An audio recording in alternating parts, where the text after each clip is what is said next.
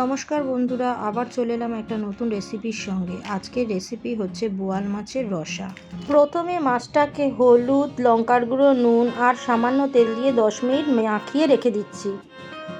মাছটা ভেজে নেওয়ার জন্য এবারে কড়ায় তেল দিয়ে নিচ্ছি। এবারে মাছগুলো ভেজে নিচ্ছি।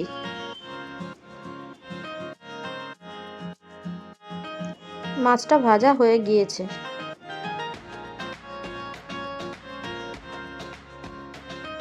মশলার জন্য আদা, পেঁয়াজ, লঙ্কা, টমেটো বেটে নিচ্ছি।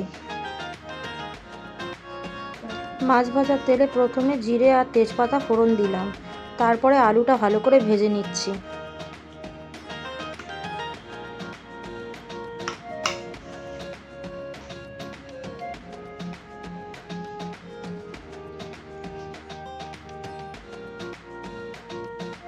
মশলাটা দিয়ে দিচ্ছি। এবারে দিচ্ছি হলুদের গুঁড়ো, লঙ্কার গুঁড়ো, জিরের গুঁড়ো, নুন দিয়ে ভালো করে কষে নিচ্ছি।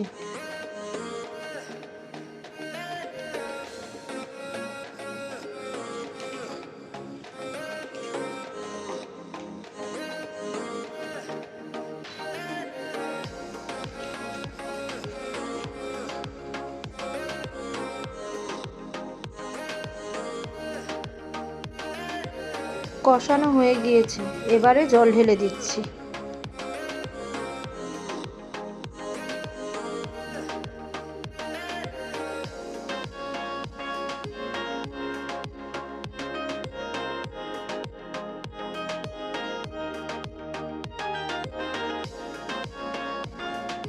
মাছটা একটু উল্টে দেব।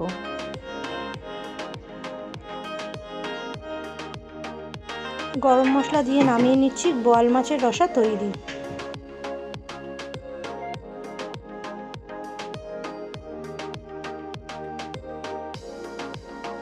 আমার রান্নাটা ভালো লাগলে লাইক, কমেন্ট, শেয়ার করবেন। আর আমার চ্যানেলের নতুন বন্ধু হলে সাবস্ক্রাইব করে পাশে থাকবেন।